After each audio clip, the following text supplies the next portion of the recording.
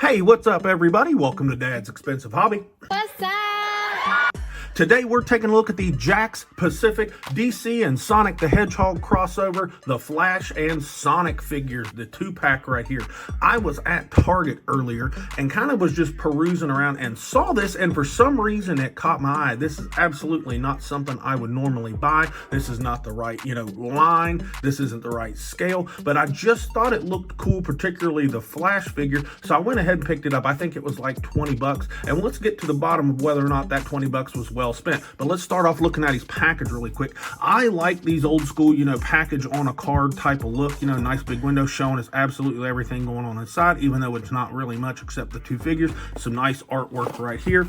And on the back, it's got some nice figure images that look pretty cool. Shows us a couple of other 2-packs that are in this line or wave. I don't know. I probably won't pick them up. And it says some stuff right there if you want to pause the video and read it. But anyway, the packaging's not bad for what it is, but let's get them out of the package and take a closer look at them. Okay, right out of the package, I'll be honest, they don't look bad, especially for what they are. I realize that this is not some sort of really high-end collectible type of thing, but I just thought it looked pretty cool. But let's dive into them real quick, because I'm sure there's some stuff we need to talk about. But let's see how tall they are first. Let's start with Flash here. To the top of his head, he is just south, like a notch south of 5 inches, which would make the entire figure about 12.5 centimeters. And here in a second, we'll talk about what scale I think that is. I'm not 100% sure. And little Sonic here, he is a little guy. He is to the top of his hair, not quite 3 inches down to his eyeball hairline, about 2 inches. So he's little, which would make the whole figure about 7.5 centimeters. Let's stand them next to some other figures really quick, because I think those heights would, at least for Flash, would make him what, 1/18th, 1/14th, something like that. Somebody tell me down in the comments. And first up, we've got Flash next to the Dragon Ball Evolved base form Goku right here. And hairline to hairline, Flash is actually taller than Goku, but Goku's hair is taller than the Flash figure. I think those Dragon Ball Evolved, they're what, a 4.5 inch or 5 inch line or something? Tell me down in the comments. And next, we've got Flash next to the Storm Arena Baki Hanma figure right here. And everyone's talking about how small he is, but here he is next to a 5-inch line figure, and he absolutely dwarfs him. And here is Flash next to an SH Figuarts Goku figure. And there's just no size comparison at all there. And last up for Flash, here he is with your run-of-the-mill size Marvel Legends in the form of Boxer's Deadpool. And there is no comparison. There is definitely a huge size disparity. And just to show you how small this little Sonic figure is, here he is next to the Dragon Ball Daima Mini Goku. And if you're familiar at all with the line, you know how small that figure is. And he is, substantially larger than this Sonic figure. Now, these figures don't come with any accessories at all, unless you want to kind of count Sonic as an accessory. I'm counting him as an extra figure because he is articulated for the most part. So let's just dive right into their aesthetics, starting with Flash here. Overall, this Flash figure actually looks pretty good. His aesthetic is actually what caught my eye. He is shaped pretty nicely. I like the musculature. He has a nice flat finish, well, matte finish, flat finish, whatever, all over him. He is not shiny anywhere. He looks pretty good. There's some shading throughout, especially like in the muscles and the pecs and the abs, the quads right here, and the delts and biceps, and in the back. What companies are shading the back, but this this figure's got shading in the back. There's a little bit of paint on him, paint on the face right here. The eyes look pretty good. The face skin tone looks pretty decent. There's nothing anywhere else on the figure to kind of match that skin tone to, so I'm going to go ahead and say it looks all right. The sculpt of the face looks pretty good. I mean, it's kind of an ambiguous face, because it's not like it's supposed to look like anybody in particular, so I don't have a problem with it. The shape of his little Flash ear thingies or whatever look pretty cool, the little bolts or whatever. Speaking of bolts, the lightning bolt emblem right there on the chest, I think it's painted pretty well. And the paint around the waist is done pretty well in yellow right there.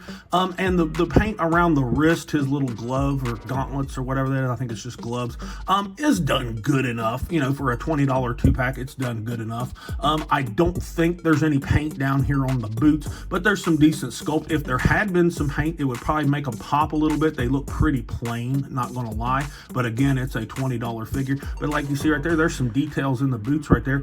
That's not too bad. And there is lining striking detail throughout his suit that is actually prominent in hand. I don't know how well the camera is actually showing it. It might be showing you a little bit, you know, see right there on the wrists and like on the quads of his little suit or whatever, that look pretty good. And on the head, you know, his little helmet or mask or whatever. So overall, he's got a nice shape to him. His head's not super far up off of his shoulders. I mean, it is a little bit to an extent, but, you know, we've been forgiving Marvel Legends for shit like that for a long time. I like the way his traps look. His head's not too big for the figure, and it's not too small either. So overall, I mean, he's got a nice aesthetic to him. Let's take a look at Sonic really quick here. There's not a whole big bunch to Sonic. Sonic's got quite a bit of line work on him. The paint looks pretty darn good on it. The paint of his eyes and face looks pretty good. These wrists are just solid plastic, so that's not paint, and so are the feet. But like I said, there's line work all over the body that is done pretty well. I like it. I like the little lightning bolt that they've put on his chest right there. It's done well. The paint around his waist is done well. The sculpt of his head looks pretty good. I kind of like it. It's kind of soft. It's not sharp, but that's okay because, you know, this is a toy. This again isn't a you know, a high-end figure or anything. But as far as his look, you know, with the big hands and the big feet, they definitely captured the look of a Sonic pretty darn well. Now for articulation, we're going to start with Sonic really quick because there's really not a lot of articulation to him. Then we'll really dive into Flash. But Sonic here, his head is what I'm going to assume is just a ball peg right here, and I don't even want to pop it off. It really isn't meant to. But you're basically just going to get rotation there. It doesn't lean or anything like that, but you can twist it all the way around. Why would you want to? I don't know either. Shoulders, there is not much to his shoulders. They are just a little hinge, but they do go up, so you can get a lot of that if you want to do like any kind of like attitude, you know, kind of poses, particularly with the hand that they've got it on, and it just rotates around. That's all it does. There's no butterfly or anything to it. Now, the elbows, there is no elbow or wrist articulation. That is all fixed. From the shoulder down is all fixed in that position. And, you know, it is what it is. That's not that big a deal. I guess he is pretty small, but maybe they could have thrown an elbow joint or at least some wrist joints in there. But the hands, you know, he's got the little pointy hand and the little fist hand right here, and that's not too bad. No abdominal articulation right there, so that's just a little kind of circle. Now his hips, they don't go out to the sides, but they do have a hinge that will take them forward and back. If you want to do some like a running pose or a jump pose or whatever, you can do that, but they don't. There really isn't much to that, and you can rotate them a little bit, if you can see that right there.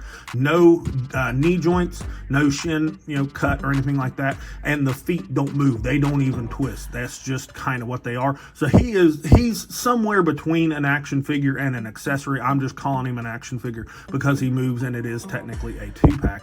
But his articulation for what he is, I mean, I guess isn't bad. It's not freaking great. Leaves a lot to be desired. Oh, and he has peg holes in the bottoms of his feet.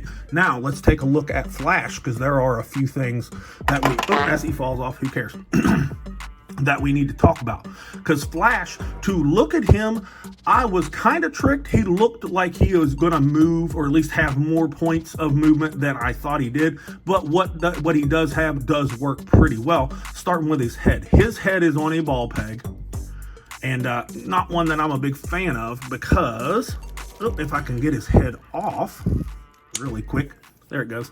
It's on a disc hinge, kind of like Marvel Legends. Fuck. And we all know how I love that, and not happy at all.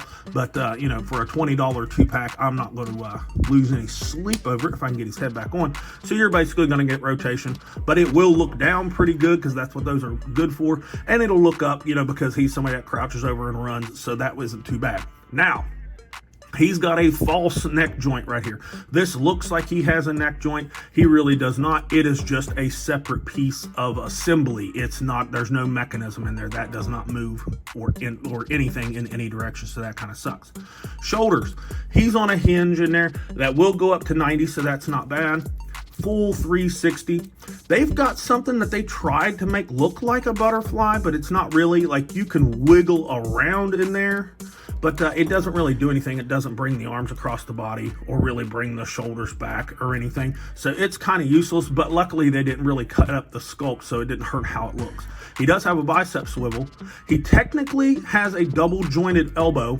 that will bring him past 90, and that doesn't really look bad. That joint right there doesn't look bad. And the wrists down here are a hinge. They're not a ball hinge. They're just a hinge, so you can get rotation because it's on a peg, you know, to peg into that arm, and it will do that, so that's not too terrible. Now, the elbows.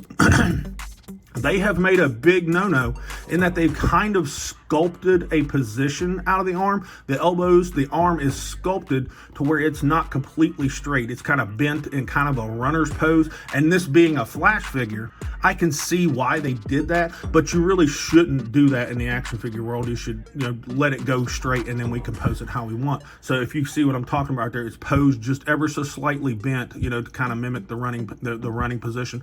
But that is what it is. It doesn't look too bad. It does leave a nice big gap right here, though, kind of in the sculpt of the top of the forearm and the bottom of the bicep. It still looks good from the front, but when you look at it from the side, it is very apparent. He's got an abdominal break right here that you get a little bit of wiggle. I'm going to guarantee it's just a single ball peg in there, so you get some wiggle front and back, and you do get some twist out of it, and just an ever so slight bit of lean. Now, the sculpt looks good whenever you engage it everywhere, so that actually is good. He also has another false joint. He has a false waist joint down here. This is two separate pieces, this piece I'm touching and this abdominal piece that sits down in there. But whatever it's on, which is probably on some kind of maybe keyed in there or something to be connected, because you cannot twist it or lean it or anything. So that kind of sucks. That tricked me pretty good there. So good on you there, Jakks Pacific. You really tricked me. Hips. Now, his hips do not come out to the sides very far. I mean, that's barely 45 degrees, not even really 45 degrees. So that kind of sucks. But they do kick forward pretty darn good, so you can get leaping poses and shit like that, and it actually will look pretty darn good, so I kind of like that. They have sculpted a booty on him, so the leg is not going to kick back, and even when you try, you get like nice gapping right there, which isn't too nice. Does have a thigh swivel. That thigh swivels. Double jointed knee, pretty good amount of range. Proportions look pretty good as well, and the knee doesn't look horrific. Nothing worse than any kind of Marvel Legends that you might pick up, so I'm not going to rake it over the coals. He does have a shin swivel that doesn't deform or disfigure the figure too much, so that's not too bad, I guess. The ankle is a hinge, so it'll go all the way down, all the way up, and it's got a nice rocker on it, if you can see that, so that's pretty darn good. And he does have a peg hole in the bottom of the foot. No toe hinge, so you're going to lose a little bit of posing there, you know, if you wanted to pose him out running, but again, it's a $20 2-pack, so what do you expect? So overall, he moves pretty good, despite the fact that he has two joints of trickery, I guess you'd say. Final thoughts on the Flash and Sonic 2-pack here from the DC and Sonic the Hedgehog crossover. It's okay for what it is. Like I said, it was kind of an experiment. Just the Flash figure kind of caught my eye, and heck, it was $20. Was it overpriced? Tell me down in the comments what you guys think after watching this review. I would say maybe by a few dollars. Maybe if this was $16 or $17, I would feel a little bit better. Not that I feel bad at $20, because things are just getting expensive, but they don't really do much, neither one of them, for what they are. But anyways, moving on. They're not bad. Flash does look good, and Sonic looks good for what he is too. He still kind of leans more towards maybe being an accessory more than an action figure, but he does have a handful of points of articulation, so you be the judge. For what they are and their price point, I'll give them a B-. Lots of room for improvement. You know, these are definitely not a high-end collectible, but, you know, and they are a toy, but, you know, not too shabby for $20. I don't feel ripped off. Will I be buying more? Probably not. Do I recommend it? If you're into this kind of shit, yeah, buy it. If you have a kid that's into this kind of stuff, they will love it. They'll have a good-looking Flash figure and a Sonic figure that'll do enough. You won't feel bad if they tear it up or anything. But anyways, that's all I've got for this video. This has been Dad with Dad's Expensive Hobby, and I'll talk to you all in the next video.